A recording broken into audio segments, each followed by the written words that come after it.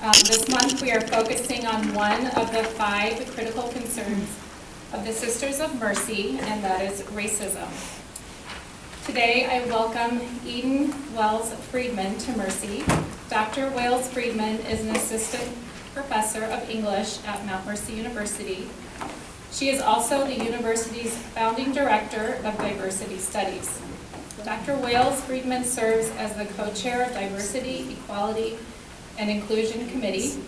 Her commitment to empowering women and girls, particularly women and girls of color, enabled her to be a finalist for the United States of Women's White House Summit Award in 2016 and a 2018 finalist for Big of the Year through the Big Brothers and Big Sisters. In 2017, Dr. Wales Freedman was named Woman of the Year by the Women's Equality Coalition of Lynn County. She regularly publishes articles and gives talks on confronting racism in literature and life.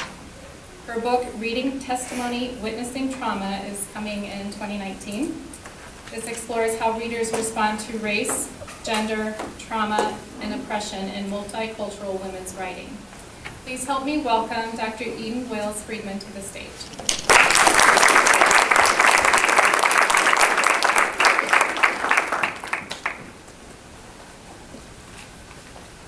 Good afternoon. Good afternoon.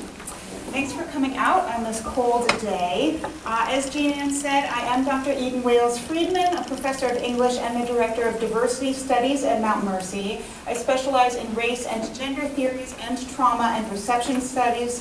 Specifically, I write and teach about how racism and sexism surface in literature and life, and how we can respond to racial and gendered violence as both engaged readers and active citizens. I'm going to talk at you for about 30 minutes. And then if you have questions, I'd be happy to take them. I also have exercises we can do, sort of whatever makes sense within the time frame. It may seem odd to have a white person speak to you today about combating racism in our communities and selves. Racism is something I have spent my career addressing, but that doesn't mean that I have personal lived experience with racial violence. As a white person in America, I've never been the victim of racism. It may thus have made more sense to have a person of color give this talk, someone who has academic as well as lived experience with the subject at hand. It's always important to make space for people of color to share their own experiences and expertise.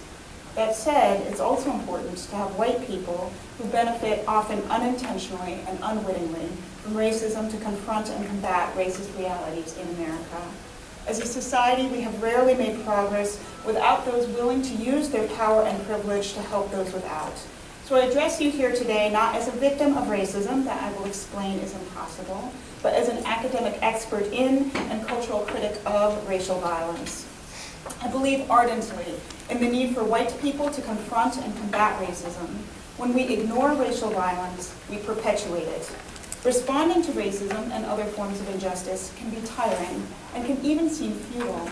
Many of us may simply want to continue on with our busy lives and just let racism be, assuming someone more qualified will do something about it when we do not. But white silence too easily becomes acceptance. Racism is an evil that affects us all. It thus needs to be addressed and resisted by everyone, even and especially by those who don't experience it directly. So how do we do that? First, we need to come to a clear understanding of what racism is. And in your lengthy packets, you will see, you picked up handouts, you'll see definitions. Definitions appear on the first and second page, and I'll try to direct you as I speak so you have a visual to hang on to. Most people understand racism to be prejudice, discrimination, or antagonism directed against someone of a different race based on the belief that one's own race is superior. That definition, however, actually refers to racial prejudice, sometimes called racialism by critical race theorists. That's on page 1 of your handout. According to cultural experts, racism refers not only to racial prejudice, but to racial prejudice plus the power and privilege to oppress those one is prejudiced against. So for example, a black man can certainly hate all white people simply because they are white. He can be resentful of or even prejudiced against white folks, but according to cultural theorists, he can't technically be racist against white people because he lacks the political, economic, and social leverage to discriminate against white folks or to negatively affect their life chances. He cannot, for example, enslave, segregate, or kill white folks without impunity. He can be prejudiced or racialist, but not racist. According to this understanding of racism as prejudice plus power, reverse racism, that's on page 2 of your handout, cannot exist. Why then do we hear so much about reverse racism? Cultural critics trace the idea to white people thinking they're losing white privilege, page 2 of your handout. Though improvements still need to be made, people of color have gained rights, status, and respect over the course of American history. Racial minorities are also growing in numbers. White people see these changes, worry will no longer be the majority in America, and fear becoming disadvantaged in ways current racial minorities are. Some respond to this racial anxiety by citing supposed instances of reverse racism when they feel their whiteness has been used against them. There is a repeated quotation in cultural studies: when you're accustomed to privilege, equity feels like oppression.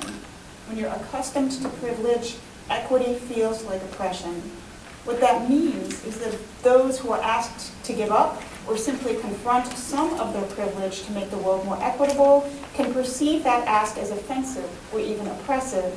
They've never had to think about their privilege or how they may benefit from racial violence. So when asked to consider these matters, they can feel wrongly like they're the ones being oppressed.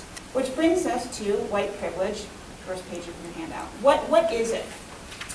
Various kinds of identity privilege exist in American society: white, male, class, heterosexual, educational, mental, physical, etc. The term refers to the privileges America grants certain members that they did nothing to earn, based entirely on how they're positioned in society. For example, as white, male, wealthy, straight, educated, able, etc. The term white privilege can alienate white people who don't see their lives as privileged, good, or easy. But privilege doesn't mean that one's life is easy, just that whatever their situation, life is not made more difficult by virtue of race. As a white person in America, I have white privilege. That doesn't mean that I haven't struggled or worked hard to get where I am. I have. But of all the situations I've faced, I've not faced racism. And not facing racism has helped me navigate the obstacles I have faced. Privilege, I tell my students, really refers to one less thing to worry about. I can worry about whether my sex or gender will hold me back, whether or not I will be good enough, whether or not I will succeed, and a host of other concerns. But I never have to worry about those things because of my race. That's white privilege.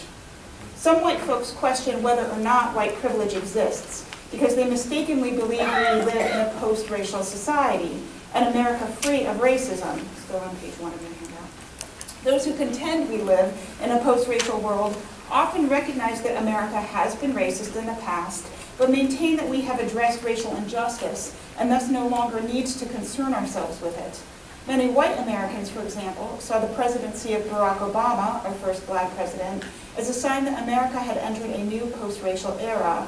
In 2009, for example, Chris Matthews, an MSNBC host, asserted that President Obama is post-racial by all appearances. You know, I forgot he was black tonight for an hour.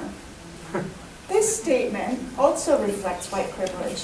White folks have the privilege not to experience racism directly, and thus have the freedom to believe racism no longer exists.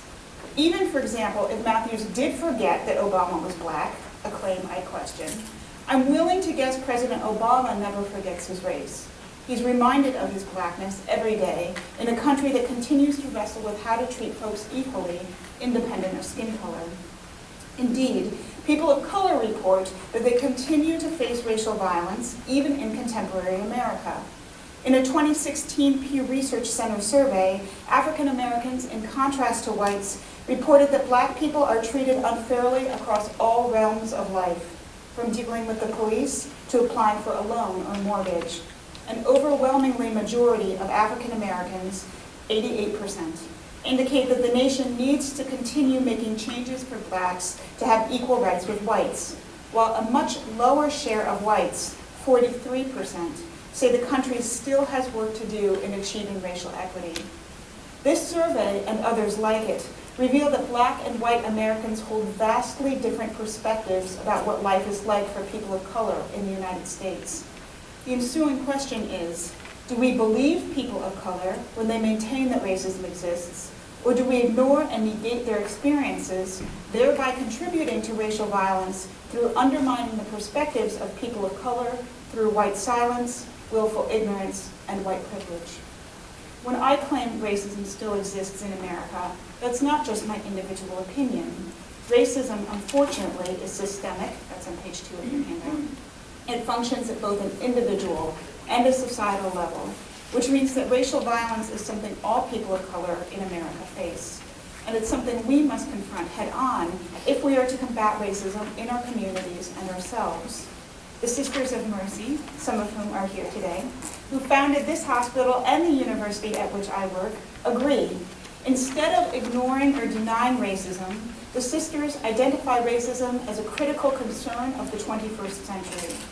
Racism, they acknowledge, is an evil affecting us all, which must be recognized and dismantled if America is to become an anti-racist and multicultural community. The sisters thus call all people to advocate for upholding the rights of non-white Americans and to begin by pointing out racism wherever it exists. If cultural critics and the Sisters of Mercy correctly identify racism as systemic, embedded in the social systems that structure society, that means Americans breathe in racism like the air around us, that by virtue of living in America, we are conditioned to be racist. Consider the body's response to heat or cold.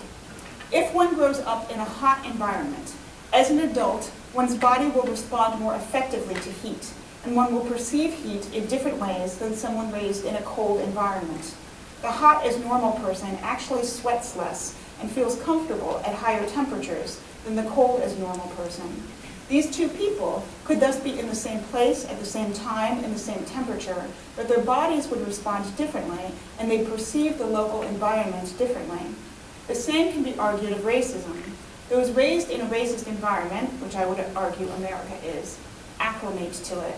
Racism seems so normal that white Americans granted white privilege often do not recognize it, which means one can be racist without intending to be. Indeed, the Harvard implicit bias test demonstrates that most Americans, regardless of age, gender, education, class, and religion, are biased against African Americans and in favor of white Americans. That doesn't mean that every white person is actively racist and hates all folks of color, but that the way people subconsciously perceive reality is biased against non-white Americans. Implicit bias, which is on your first page, against Black Americans can cause white folks to assume falsely that one is in danger when people of color are nearby, or that children of color will be worse students or better athletes. Most white Americans exhibit implicit bias not on purpose, but because of the racism we're immersed in and the limitations of what and who we're exposed to. But here's the good news. Research indicates that once we understand the psychological pathways that lead to racism, we can train our brains to function in the opposite direction. We can unlearn the racism we've absorbed since birth. Nelson Mandela reminds us, no one is born hating another person because of the color of his skin. People must learn to hate. And if they can learn to hate, they can be taught to love. For love comes more naturally to the human heart than its opposite. So how do we do that? How do we teach and learn love that conquers hate? We can start by recognizing the racism that pollutes our society and ourselves at both macro, large, and micro, small levels. Large examples of racism, called macroaggressions on your handout, are easier to identify, as for example, in 2015, when white supremacist Dylan Roof shot and killed 9 African Americans during a prayer service at the Emmanuel African Methodist Episcopal Church in Charleston, South Carolina. When arrested, Roof confessed that he had murdered the church goers to ignite a race war. He espoused racism on his website, published before the shooting, and in a journal written from jail afterward. Photographs posted on his website showed Roof posing with symbols associated with white supremacy and with photos of the Confederate battle flag. Another obvious example of racism in the contemporary era is the 2017 Unite the Right rally in Charlottesville, Virginia. Participants included members of the alt-right, white supremacists, and neo-Nazis, who marched chanting racist and anti-Semitic slogans and carried semi-automatic rifles, swastikas, the Confederate battle flag. The rally's stated goals included unifying American white supremacists and opposing the removal of Confederate statues from American public spaces. At the rally, white nationalists verbally and physically attacked those gathered to protest their racism and hate, culminating in murder when a white supremacist deliberately drove his car into a crowd of protesters, killing Heather Heyer and injuring 40 others. Far from entering a post-racial society, racist macroaggressions are becoming even more prominent in the 21st century. Hate crimes have risen significantly over the past 3 years. In New York City, for instance, 55 anti-Semitic crimes were reported from January to March in 2017, up 189% from 19 such incidents in 2016. Smaller examples of racial violence, what cultural theorists call microaggressions, also on your handout, can be harder to identify than large-scale acts. Microaggressions are seemingly insignificant acts of bigotry, in this case racism, that compound to shape one's experience. Although microaggressions can appear harmless and can easily be denied by their perpetrators, they serve as a form of covert racism or everyday discrimination. Some refer to microaggressions as death by paper cuts or death by bee sting. Taken individually, they may not seem like a big deal, but collectively, they can feel fatal. Studies indicate that people of color experience microaggressions in their daily interactions with friends, neighbors, co-workers, teachers, and employers. So what do these microaggressions look like? To call examples from our own community, I asked my students in an Intro to Diversity Studies class at Mount Mercy to share how they're positioned in society due to identity constructs. The response of students of color were littered with microaggressions, and some of their quotations are listed on your handout, and I do have permission from the students to share this with you. A biracial student writes, "All of my life I've been treated as too Asian to be white and too white to be Asian. People repeatedly ask me, 'What are you?' and seem dissatisfied no matter my response. When I bother to react to this kind of microaggression, the most common phrase I hear is, 'Oh, it's okay, you shouldn't be offended, you're only half.' Does that imply I can't fully embrace either of my parents' heritage? Can I not be fully offended if you make a racist comment toward only half of my being? Do I not count?" Other students report microaggressions masked as compliments. One writes, "I'm repeatedly told by white students that I got where I am today because I'm mixed, a great candidate that helps the university and the company I work for reach their diversity quota. I guess I'm not smart or able enough to succeed on my own." Others report being told they are pretty for a black girl, as if African American women cannot be beautiful in their own right. Other microaggressions don't even masquerade as positive. A student from Zambia writes, "Kids in Iowa used to bully me because I was an African. They called me African booty scratcher, dirty, stinky. They told me to go back where you came from. Classmates asked insensitive questions such as, 'Do you have a pet lion? Do you live in a hut?' An Asian American reports, 'I am proud to be an Iowan, but every week people joke about my being Asian. They call me Ching Chong or instruct me to open my eyes. I guess that's what you get when you're a person of color living in a primarily white state. Microaggressions become the norm.' An African American woman recounts how people made fun of her ethnic sounding name. 'I've been asked why my mother gave me a black name,' she writes. 'I've been told my name is stupid, that it doesn't make sense. Other white people tell me they fear me because I'm a black woman. Until I smile and prove I'm friendly, they assume I'm aggressive because all black women are aggressive.' Another black woman writes, 'Growing up, I didn't want to go to school because girls would make fun of me every chance they could.' All of these students went to school here in Iowa too. 'They told me my kinky curly hair looked like dog hair, that it was gross and greasy. They told me to cut it off. One time in high school, my mom gave me box braids. I was so excited. I thought they were pretty and I loved them. But in gym, a girl pulled one of my braids out of my head and ran around acting like my braid was a tail. As a result,' the woman writes, 'I began to idolize whiteness in an attempt to fit in. I'd straighten my hair even though I hated doing so because the chemicals burned my scalp. I'd do anything I could to look and feel normal, which meant white. I wanted to be pretty, like my white classmates, and not get made fun of every day. As a girl, I liked to play outside, but eventually I became scared to go into the sun because I didn't want my skin to darken. I'd been told too many times by white people that black skin wasn't pretty. Such microaggressions are not limited to Mount Mercy, but represent a state and national problem.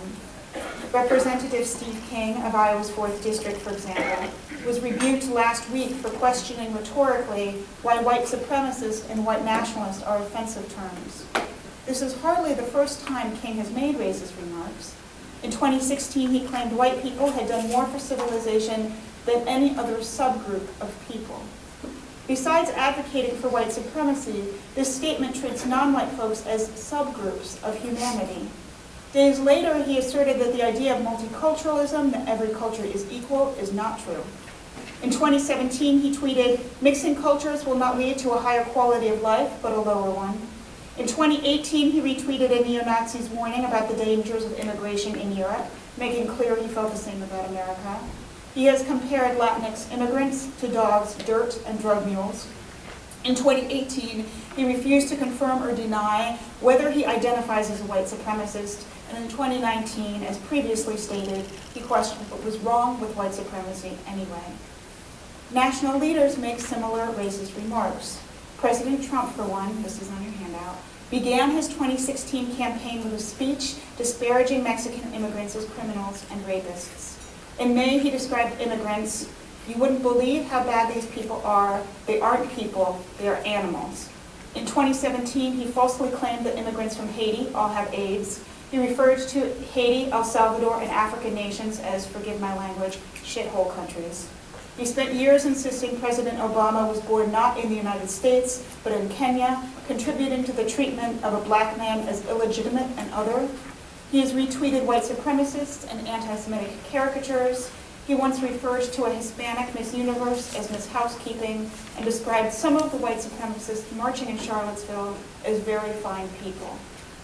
I recount these examples not to enter into a political debate, but to underscore how often racial macro and microaggressions are perpetuated in our communities, even and especially by our elected leaders.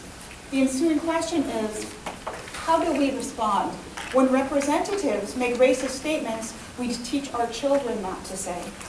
What can we do to combat racism in our communities? First, we can acknowledge that racism is indeed taking place. We can listen to, validate, and ally with those who detail the racism they've faced in America.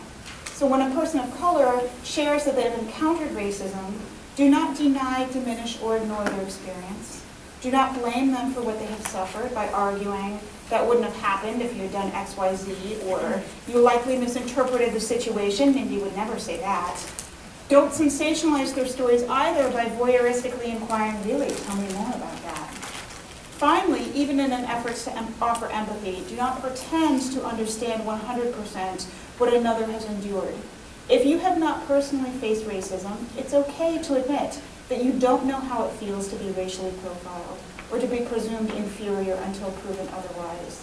Instead of denying another's experience or making it somehow about you, respond to their narrative calmly and compassionately, and some of these ideas are on page 4 of your handout. Look the speaker in the eye and say, "I hear you, I'm here for you, no one deserves that, I'm sorry, outraged, incensed," whatever word makes sense to you. What can I do to help? If you volunteer to advocate for another, follow through. Speak to a child's teacher, a supervisor, go to a store with a person, or speak to someone on their behalf. But don't jump in to offer unsolicited advice or action either. Focus on doing what the speaker thinks best, not what you imagine from a position of relative ignorance or privilege the next step should be. When you encounter racism in your community, refuse to accept and perpetuate it. Don't laugh at racist and stereotypical jokes or statements, even if the reason you're laughing is because you're uncomfortable and don't know what to do. By laughing, you affirm the statement as appropriate and encourage further racist comments. Don't listen silently either for fear of offending someone. The offense has already taken place. Your job is to stop the racism before it spreads. If others are laughing, interrupt the laughter. You can ask open-ended questions, such as, what's so funny? Or, why is everyone laughing? Then follow up. Tell those laughing why the joke offends you, that it feels demeaning and prejudicial, and don't hesitate to interrupt a joke with as many no messages as needed. You can also call people out for using offensive language. Consider phrases like, why are you saying that? Or, I'm uncomfortable with that kind of language. Some people are hesitant to call others out for racism because we want to be Iowa nice. But politeness can allow racial violence to persist because we haven't been brave enough to interrupt it. Instead of being nice, work actively to make our communities just. Practice phrases like, I don't find that funny, or I don't appreciate jokes like that, or you may be kidding, but this is what it means to me when you say that type of thing. Say what makes sense to you, what feels most natural, but say something. If you blank and forget, or fear to interrupt the racist joke or statement in the moment, which happens to all of us, return to the subject when you've thought about how to respond. Try approaching the person later to explain how their comment affected you. Be calm but firm. Consider opening phrases like, hey, can I talk to you about something? I was uncomfortable with what happened earlier. Can we talk about it? Accept that the person may not have intended to be racist, but remain clear that the comment was harmful, independent of intent. Remember and remind the speaker that intent does not equal impact.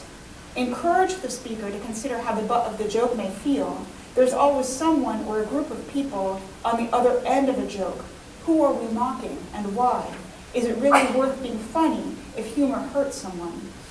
Finally, maintain that racism hurts everyone, so that even if a person of color was not present to hear the comment, it remains offensive. Racism offends not only people of color, but our shared humanity. Engage in conversations with loved ones, coworkers, and friends about how damaging racism is. Be vocal in opposing discriminatory views and practices, especially with friends and family who already respect your opinion. Don't ignore racism, even when it's perpetuated by friends and family. It can be hard to talk to loved ones about racism. But remember, love and history are already present in those relationships. Who better to confront friends and family about racism than someone they already know cares about them? When speaking to loved ones about racism, appeal to shared values. Try saying, our family has always stood for fairness, and the comments you're making seem unfair. Call upon the principles that guided your childhood. Dad, when I was growing up, you taught me to treat others the way I wanted to be treated. I just don't think that term aligns with the values you've taught me. Ask clarifying questions. Why do you feel that way? Are you saying everyone should feel this way? Articulate your view. You know, I see this differently. Here's why. If those comments don't work, set limits. You may not be able to change your loved one's attitudes, but you can say, I will not allow racist language in my presence or the presence of my children. Then follow through. Leave the environment if you can. Refuse to invite folks over until they stop making racist comments. Trust the relationship to be there when people have thought about why you've reacted the way you have. Anticipate racism and rehearse your response to it. Since we know racism is likely to arise at some point in our presence, practice responses to it in front of a mirror or with a trusted friend. Figure out what works best for you. Become confident in your responses and use what you've practiced. Discussions about racism will feel awkward and uncomfortable. You may not lead the conversation perfectly, but at least you're trying, and confronting racism is always worth the risk. When you see racist behavior in public, disrupt it in as safe a way as possible. Disruption can be as simple as asking, why don't you leave them alone? A question like, hey, why are you bothering her, forces the aggressor to explain themselves and can get them to stop. If it doesn't feel safe to say something, think about how you can support targets of racism in nonverbal ways. Physically move or sit or stand next to the person and check in to see if they're okay. Block the path from the aggressor to the person of color with your body, so stand between their carts in a grocery store. Tell someone responsible, such as the driver on a bus or manager or security guard. When you see racist material online, report it as inappropriate. Most social media platforms have specific ways to address offensive content. If someone is writing racist posts online, including our elected leaders, you can report that to the platform they're writing on. Take screenshots as evidence should the situation escalate. Use your own social media platforms to support victims of racist attacks. Post comments like, "I support you, I've got your back, this needs to stop." If someone sends you a racist chain email, which I sometimes still receive, instead of forwarding it, reply to sender. Explain how the email offended you. If a racist comment was made in a group email, reply all, sharing your thoughts with everyone on the list. Others may follow your example. If you encounter racism directed at a colleague, interrupt it early. Workplace culture is largely determined by what is and is not permitted to occur. If people are slow to respond to racism, racism prevails. Speak up to build a more inclusive environment. Use or establish policies to keep racism out of your work environment. Ask your company to provide anti-bias training. If coworkers persist in engaging in racist behavior, take your concerns up the management ladder. Find allies in upper management and call on them to maintain an office or space free of bigotry. If the person saying and doing racist things is your supervisor, elicit the help of anti-racist colleagues. Calmly talk to your boss as a group and together invite them to change their behavior. Ultimately, hold yourself accountable. Ask yourself each morning, what can I do today to be less racist? Write this question down and post it somewhere you will see it regularly. At night, reevaluate. What did I do today to confront racism, including in myself? Often the answer will be nothing, but if you're putting yourself in a sustained anti-racist mindset, you have a better chance of maintaining a personal commitment to combating racial violence. Have hard conversations with yourself about the racism that lives in all of us. When you make an assumption about people of a different race or ethnicity, challenge yourself by asking whether you know the assumption to be true or if it's something you've been taught to believe by a racist society. This is not an easy task. The presence of racism is difficult to overcome, and the residue is difficult to shake. But doing so is imperative if we are to create an equitable society. Finally, if and when you make a mistake, and we all make mistakes, apologize and try again. Admit to yourself and the person you harmed that what you did was wrong. Avoid making excuses. Focus less on what you meant to do and acknowledge what you did do. Saying, "I'm sorry that," is better than "I'm sorry if," or "I'm sorry but." Consider phrases like, "What an insensitive thing for me to say, I'm sorry," or "I'm sorry I did that, I feel terrible about it." Speak from the heart and ask what you can do to redress the wrong. "I know I messed up. What can I do to make amends?" Follow through if the recipient of your racism makes a concrete suggestion, and try not to make that same mistake again. Above all, be gracious, humble, and consider the moment a learning opportunity. Thank the person for pointing out your bias. Ask for continued feedback. We cannot help having been taught racism, but we can strive to do better. In every situation, be ready. Think of yourself as the one who will speak up. Promise yourself not to remain silent. Summon your courage and do your best.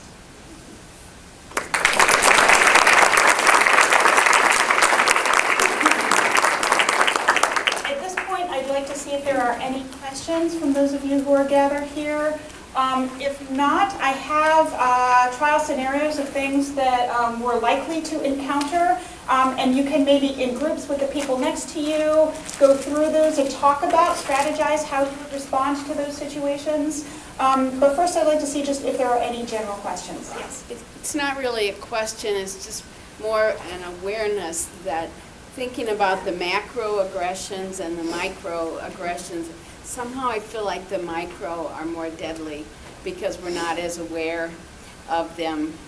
These subtle things that can be a part of our language, the way we go about living life, that I think you heightened my awareness of that today, so thank you for that. Good, that's a good point. It's hard to say which is more deadly, right? Because macroaggressions often result in death, hate crimes, lynching. Sure. But you're right that microaggressions are more subtle, and so they fly under the radar often of folks who would like to think that we live in an equitable society and want that. So often we treat racism as an individual thing. I'm a good person, so I'm not racist, right? And then we can sort of ignore everything that's happening in society around us. But really, that violence is happening pretty much at every level, as you point out. Yeah. It seems that I've seen something lately bringing to our awareness that the Supreme Court in the next months might possibly overturn about 3 things that came about through the civil rights movement. Do you know anything? I don't know exactly which states you're talking about. I know that recently the Supreme Court determined that we didn't need racial protections in voting. So there was the Voting Rights Act, which ensured that anybody independent of skin color could vote in the United States, which is a right that we pretty much take for granted after the Civil Rights Act. And they said that the court said we had made so much progress in racial advancement that we no longer needed protections, which cultural theorists and statisticians say is wrong. There's still gerrymandering, there's still active things states and cities are doing to keep people of color from voting. So I do know that, and the Supreme Court is a real issue in terms of what civil rights do we have, right? Especially when there are lifetime appointments. So we're seeing a shift even in the court these past few years. Yeah, I can't tell you what the 3 things were, but I don't think one of them was the voting issue. I think it was more. Right, that's already happened. Okay, That ship has sailed. in housing or Redlining maybe. Do colleges have where they have to admit so many people? Okay, so affirmative action questions? Yeah. So I do know that there's an affirmative action case going before the court as to whether universities and jobs even have to have a certain amount of people of color, or how affirmative action strategies work. This is very frightening to me. Yeah, that's fair.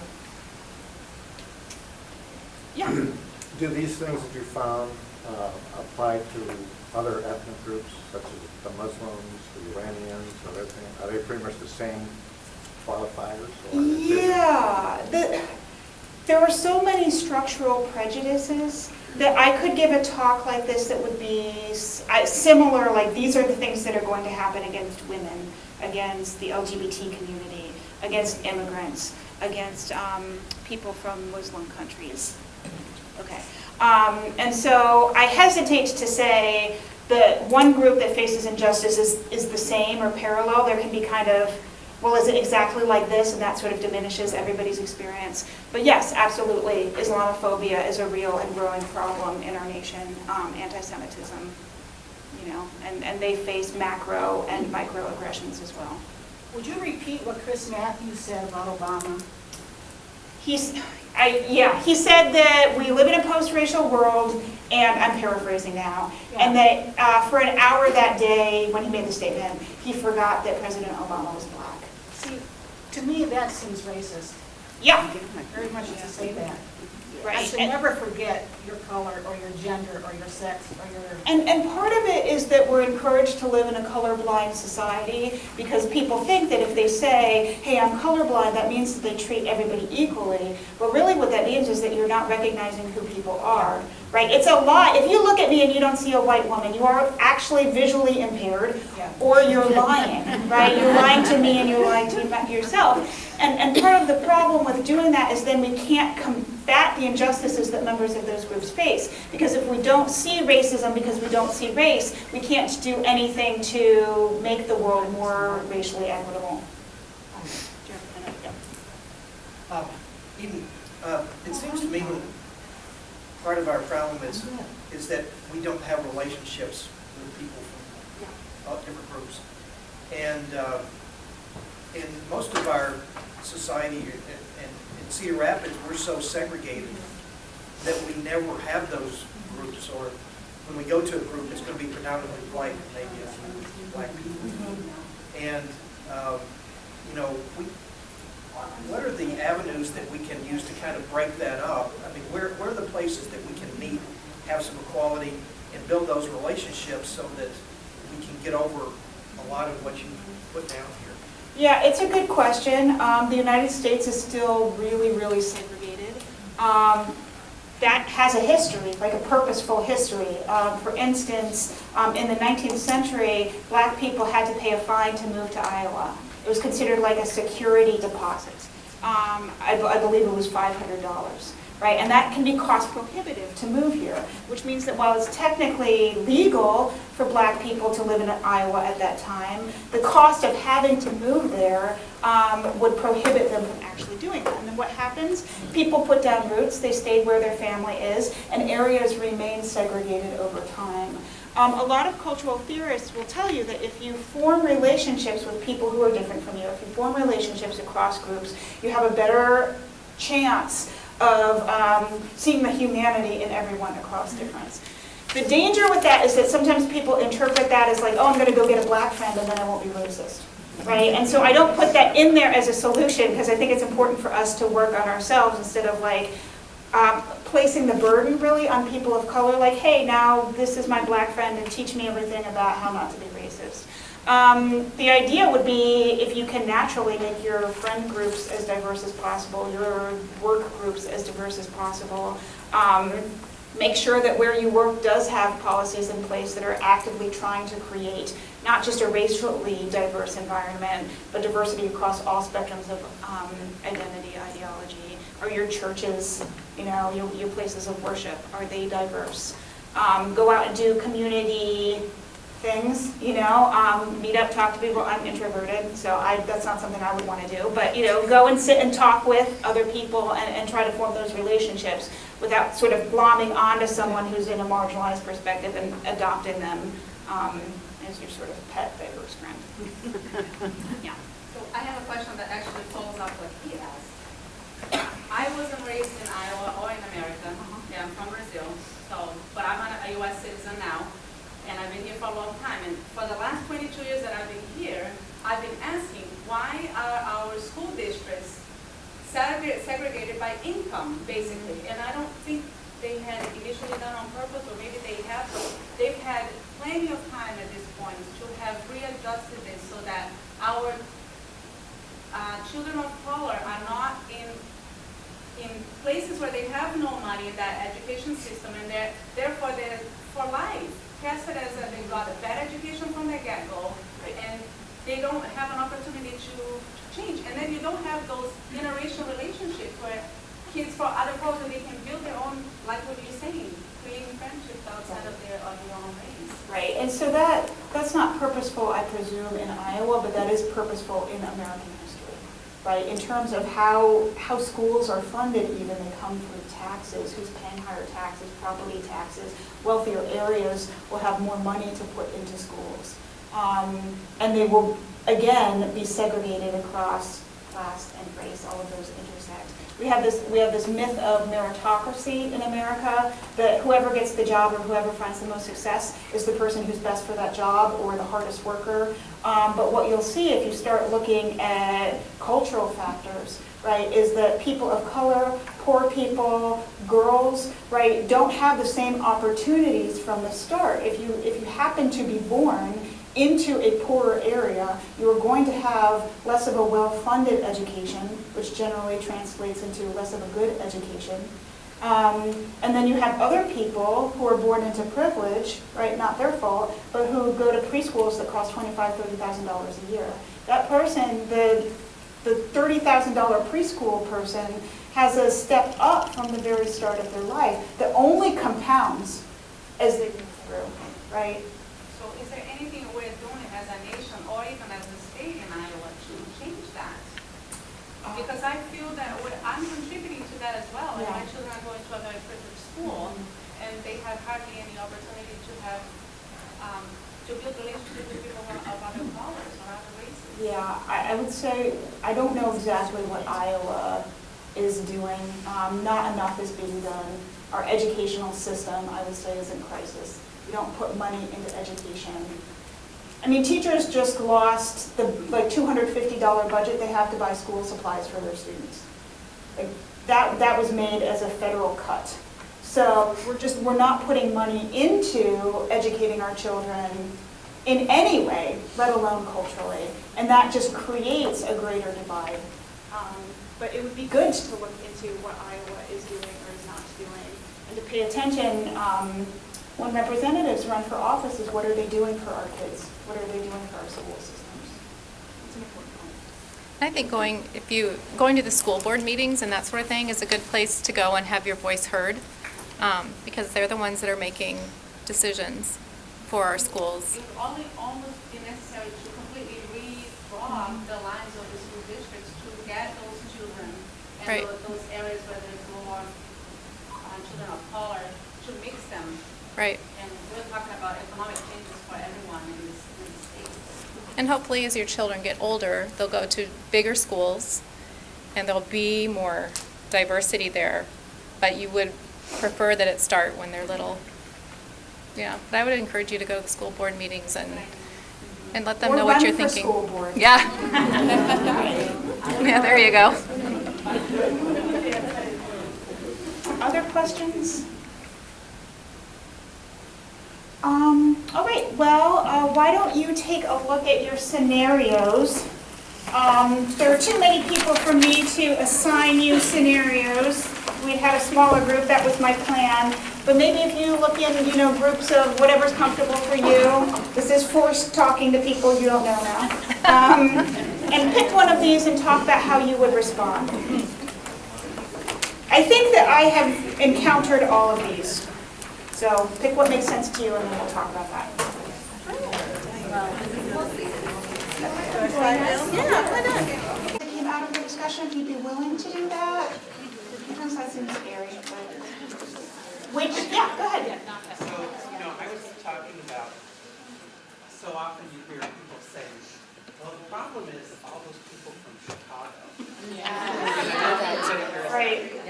But it's like, it's hard to know exactly what to say. Okay, well, what did your group strategize? If you hear that, what do you say?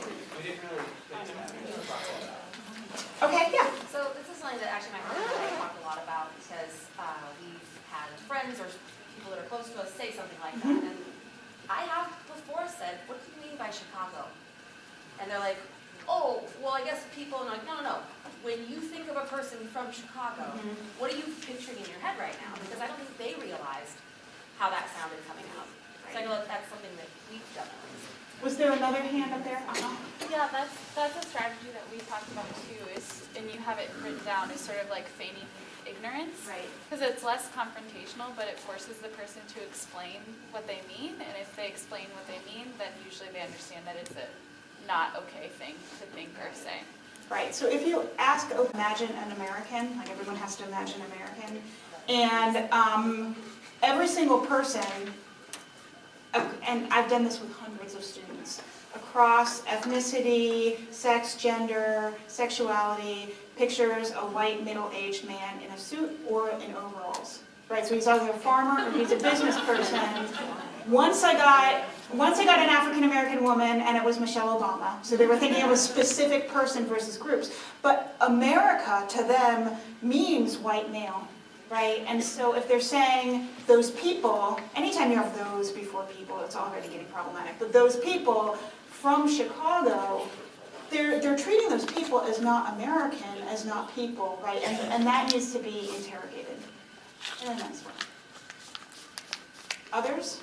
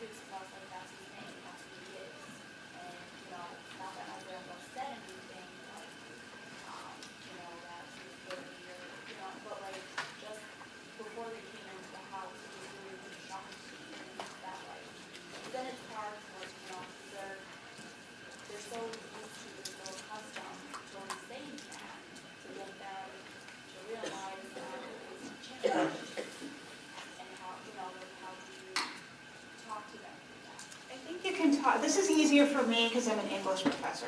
So it can talk about the history of language and the power and meanings that language has and why it changes. That may not be something that interests you particularly or interests your grandfather, right? But if you talk about why the word colored as an adjective on its own, there's nothing wrong with that, right? But how has that word been used throughout history? It's been used to discriminate against and hurt people, right? And so when we don't use that, we're making an active choice not to participate in a history of discrimination. And I think you can say it's hard sometimes when you have elders in your family because they don't like to be taught by younger generations, right? But you could phrase it even like, hey, I've learned that this word was used in this context, right? And so when we use it now, we draw on that context, and so it would be better to say people of color or just to address this person by his name. Right? And that may not go over well, but at least you've done something. I think we are out of time. I never like to keep people late. Thank you so much for coming.